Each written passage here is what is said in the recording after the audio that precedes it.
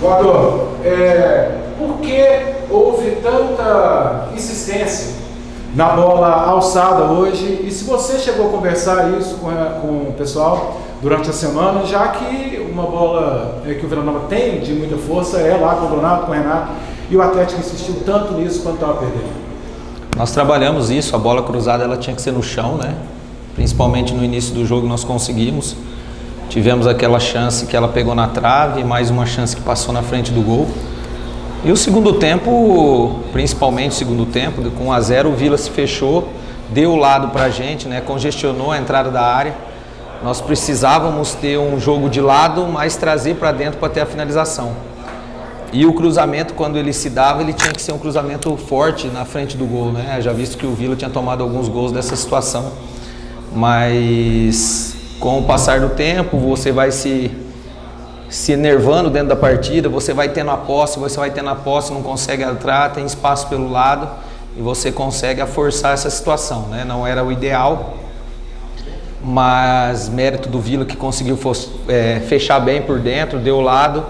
Tivemos ainda mesmo com vários cruzamentos, algumas bolas que elas caíram ali em entrada de área, caíram dentro da área para a gente finalizar, mas a gente não conseguiu e acabou sendo derrotado. Eduardo, boa noite. E que tipo de prejuízo pode ter o Atlético tendo perdido, né, os 2 clássicos para o Vila Nova? O único prejuízo é a pontuação, né? A pontuação, e se o Vila hoje conseguir as 2 vitórias na fase final, nós podemos não ser o líder, que era nosso objetivo. Esse é o maior prejuízo, né? Porque a fase de classificação ela se dá para você pontuar o máximo possível, para você terminar, mas depois ela acaba zerando, né? Então nós não podemos, temos que corrigir os erros, sabemos que erramos, sabemos que poderia ser mais incisivo, mas é trabalhar, é recuperar, fazer 2 bons jogos no estadual. Nós vamos ter tempo agora, o que nós não tivemos, 5 dias, depois 1 semana para a Copa do Brasil, para que a gente se fortaleça. A derrota ela pode ser vista de 2 maneiras: ou você arrasa a terra, ou você tira circunstâncias para melhoria, como foi no primeiro clássico. Nós se fechamos, conseguimos 3 vitórias. Claro que nós queríamos essa vitória para já ser primeiro, mas agora é trabalhar e pensar no Iporá a partir de segunda-feira. Eduardo, eu queria que você explicasse as alterações que você fez ali na segunda etapa, né? Você já voltou para o intervalo, tirando o Edson, colocando o Jorginho, depois você colocou o Brian, tirou o Jefferson, o Charlon tirou o Rickson, o Ayrton tirou o Rato. Queria que você explicasse o porquê dessa alteração e se você acha que abriu o time muito cedo.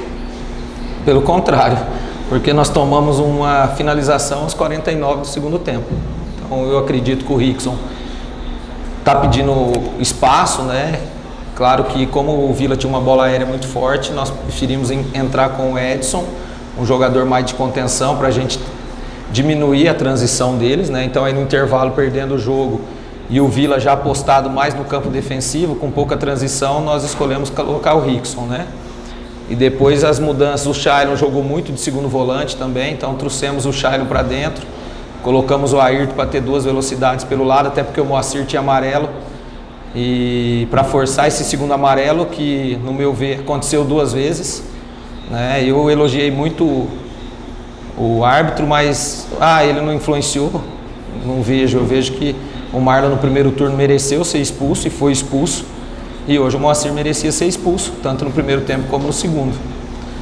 Então ele influenciou. Então a gente, depois na última tentativa, já aos 35, como a gente estava com os lados abertos, nós procuramos pôr 2 homens de referência, até porque o Shailon no Goiás foi muito bem de ala, pela direita, então como nós estávamos tendo esse corredor, o Shailon veio para o lado, o Jorge veio um pouquinho mais para trás, porque eles só deixaram o Rubens, então não tinha necessidade de eu ficar com 2 volantes. E aí a gente teve o domínio do jogo, com pouca efetividade em alguns momentos, mas a gente não deu a transição. Infelizmente no último lance, já é do jogo, né? Numa bola parada a gente acabou sofrendo essa transição no segundo gol. Ô Eduardo, muitos jogadores foram abaixo em relação aos outros jogos, né? O próprio Adson disse isso há pouco, citou o Della Torre, o Rato, entre outros jogadores, que ele esperava um desempenho maior. Por que você acha que isso aconteceu, que esses jogadores não renderam? Eu acho que eu tenho uma postura minha, né? As cobranças minhas são dentro do vestiário. Claro que nós não fizemos um bom jogo.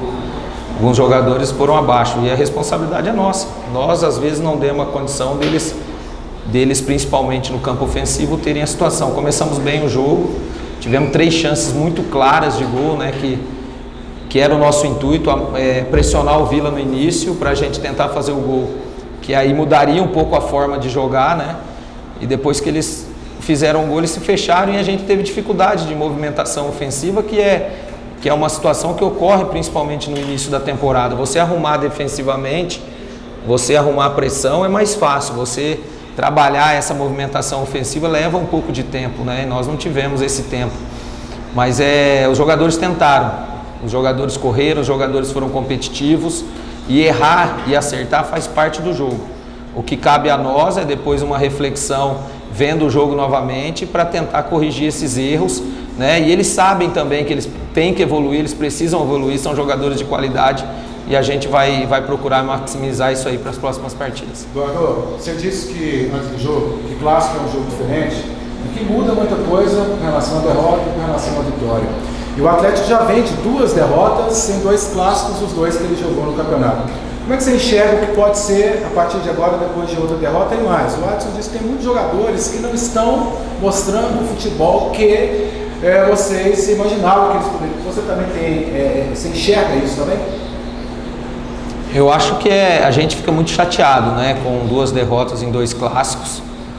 Nós sabemos do potencial do grupo, nós sabemos o potencial de trabalho. Mas os jogadores, como eu disse, e eu volto a repetir, tem muitos jogadores que vinham de poucos minutos no ano de 2021 e isso aí leva um pouco de tempo.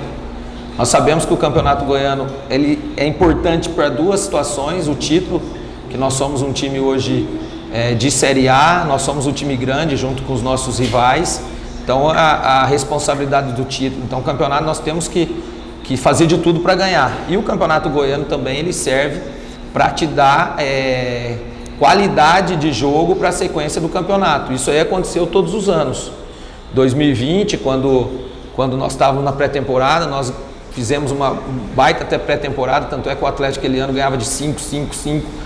E 2021 também, como o time já vinha numa crescente de final de Série A e o campeonato começou na sequência, já tinha um padrão.